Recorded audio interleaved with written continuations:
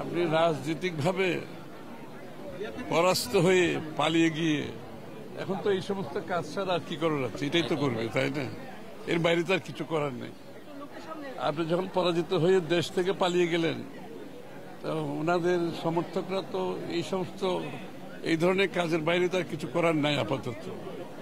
গণতন্ত্রে বিশ্বাস করে না, দেশ ধ্বংস করে পালিয়ে গিয়ে এখন যেগুলো করছে এগুলো তো আরো ধ্বংসাত্মক। এগুলো তাদের ভবিষ্যৎকে আরো অনুষ্ঠিত করে দিচ্ছে।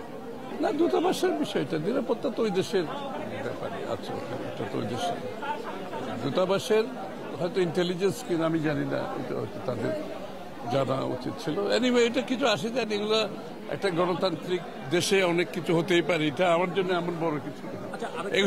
এগুলো গণতান্ত্রিক সব দেশে এগুলো হয়ে থাকে।